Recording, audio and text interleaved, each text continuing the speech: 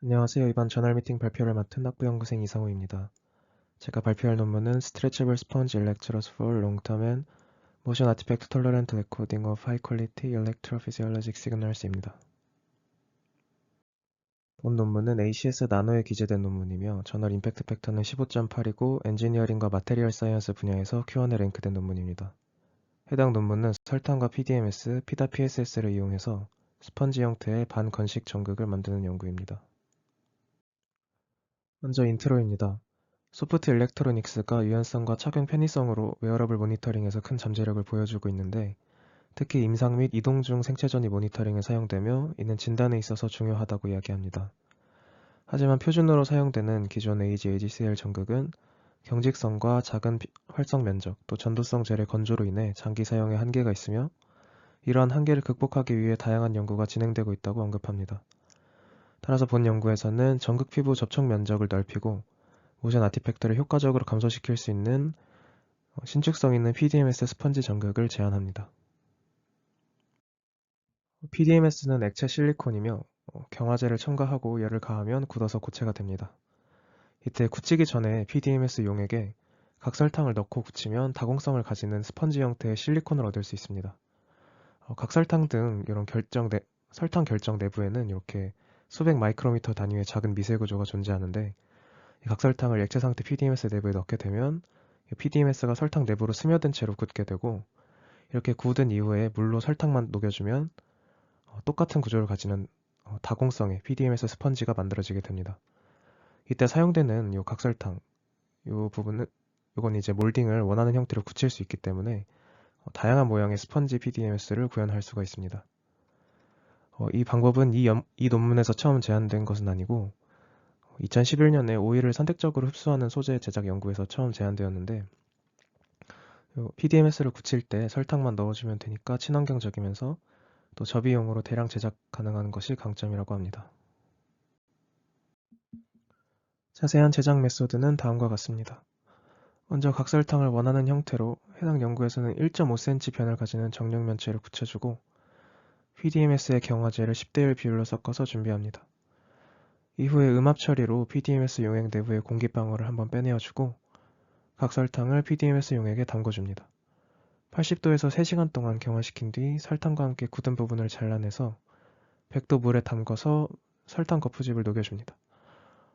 이제 피다 PSS 용액에 담궈서 딥코팅해서 전도성을 띠게 해줄 건데, PDMS 자체는 소수성이기에 피다 PSS 수용액으로 코팅하기 힘듭니다.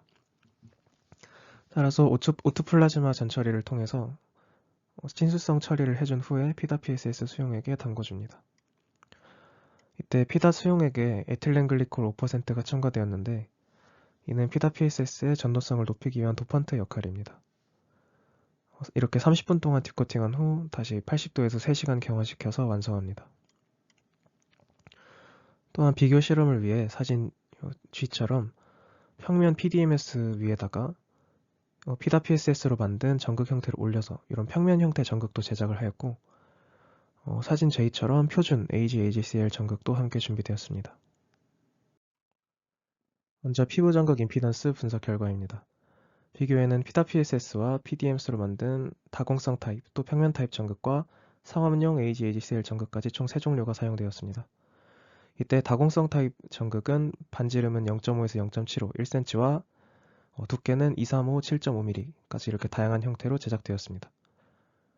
먼저 B와 C 그리고 E와 F 그래프를 비교해보면 당연히 젤을 사용했을 때 임피던스가 낮게 나오고, 또 반지름은 클수록 임피던스가 낮아지는 모습을 볼 수 있습니다. 특이한 점은 이때 I 그래프를 보면 젤을 사용했을 때는 다공성 전극이 10Hz에서 12.2kΩ으로 평면 전극이 63kΩ보다 5.25배가량 낮은 임피던스를 보이는 반면에 젤을 사용하지 않으면 오히려 다공성 전극이 평면 전극보다 미세하게 높은 임피던스를 보이고 있습니다. 즉 젤이 존재해야만 이 스펀지 형태의 전극이 성능이 확연하게 올라간다는 것입니다.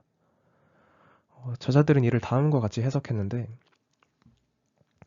전극과 피부가 실질적으로 얼마나 접촉하는지를 보면 젤이 없을 때는 이렇게 다공성 구멍으로 인해서 군데군데 접촉하지 못한 부분이 생기고 피부와의 접촉 면적 총계가 이런 평면 형태 전극보다 낮지만, 이렇게 젤을 젤을 포함하는 형태가 되면 요 다공성 구조의 요 굴곡진 표면적이 전부 피부와 닿아 있는 게 돼서 접촉 면적이 극단적으로 올라가게 됩니다.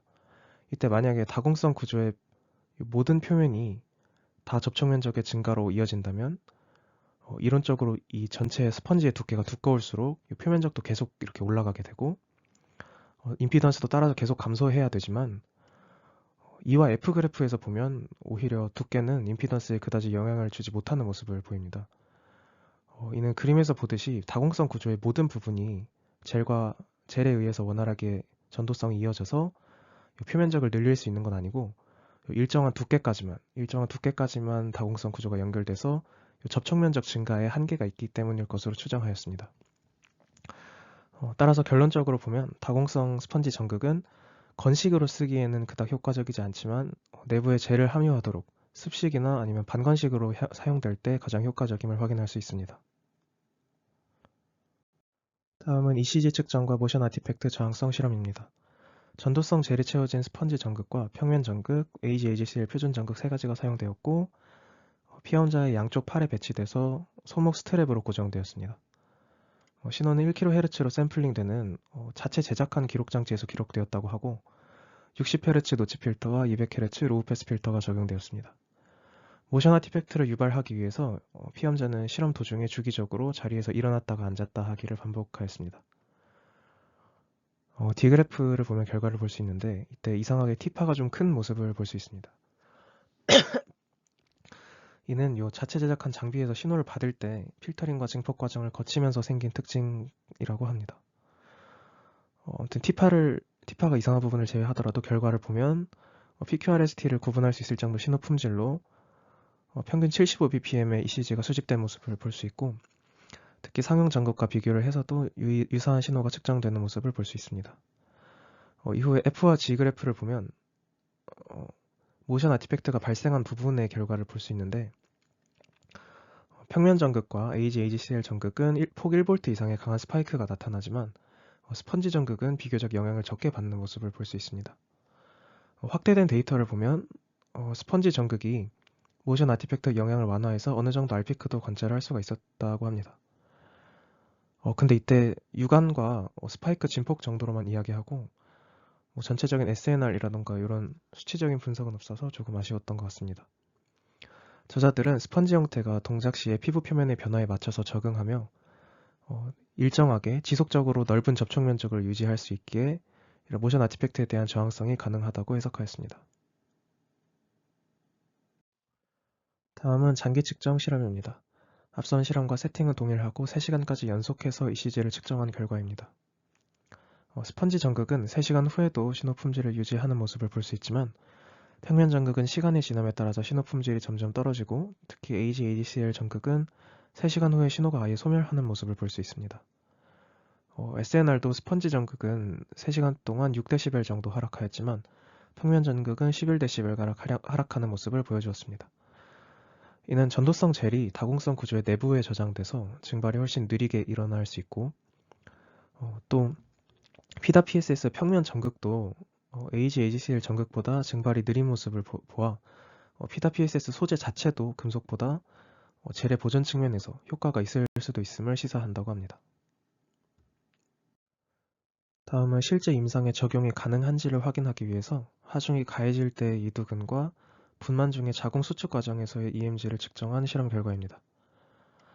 분만 중에 임산부의 내부 장기에서 평활근에 의해서 굉장히 약한 EMG 신호가 나오는데 이를 복부 표면에서 측정을 해서 조산 등의 위험성을 실시간으로 분석할 수 있고 이때 비교적 높은 감도의 전극이 필요하다고 합니다. 임상에서도 잘 사용될 수 있는 성능임을 입증하기 위해서 선택된 실험 같습니다. 앞선 실험과 같이 다공성과 평면 AGAGCL의 세 가지 종류 전극이 사용되었고 근육 EMG의 경우 이두근에 부착되어 7.5파운드, 20파운드의 무게를 들면서 신호가 측정되었습니다. 이때 무게는 킬로그램으로 하면 3.5kg와 9kg 정도입니다. 분만 과정 EMG 실험은 임산부의 복부에 전극이 부착되었고 EMG 전극뿐 아니라 토코 다이나모미터도 함께 신호가 측정되었습니다. 사진에선 잘 보이지 않는데 요 아래 벨트처럼 되어 있는 부분이 토코 다이나모미터로 보이며 이거는 압력 센서로 임산부의 복부에 벨트 형태로 부착돼서 압력 측정을 통해서 분만 과정을 모니터링하는 장비입니다.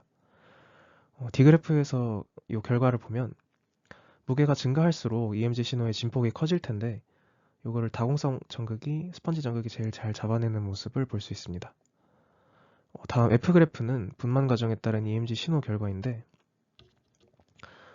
이 토코다이나모미터는 그 임산부의 그 복부가 변화가 일어나면, 그러니까 자궁수축이 일어나면 이렇게 피크가 뜨는 모습을 관찰할 수 있고, 위에 EMG에서도 이거에 맞춰서 EMG 신호가 잘 나오는 모습을 볼 수 있습니다.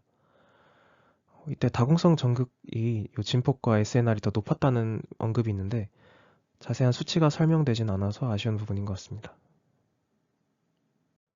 마지막으로 컨클루전입니다. 본 연구에선 피다-PSS로 코팅된 다공성 PDMS 스펀지 전극을 제안합니다. 스펀지 전극은 피부 전극 접촉 면적을 증가시켜서 임피던스를 줄이고 SNR을 개선할 수 있으며 모션 아티팩트에 저항성이 있습니다. 또한 다공성 구조 내부의 젤을 저장하여 웨어러블 및 장기 사용에 이점이 있고 여러 임상 상황에서 신호 기록을 위한 저비용 고품질 전극으로 적합함을 확인하였습니다. 논문의 실험 결과에서 이번에 수치적인 분석이 없거나 간단하게만 언급하는 경우가 있는데 이번 논문처럼 어떤 제작 공정 자체가 논문의 노벨티인 경우에는 수치적인 분석을 조금 덜어내는 방향의 논문이 많은 것 같습니다. 어차피 핵심은 이거를 만드는 방법이니까 신호가 잘 나온다 정도만 보여주고 딥한 수치 분석은 좀 지양하면서 최대한 여러 방면에서 측정된 결과를 보여주려고 하는 것 같습니다. 지금 제가 진행하는 연구도 소개드렸던 논문들과 비슷하게 공정이 중요한 연구가 될 것 같은데 전체적으로 어떻게 구성을 갖춰야 될지 좀 도움이 많이 되었던 것 같습니다. 이상으로 발표를 마치겠습니다. 들어주셔서 감사합니다.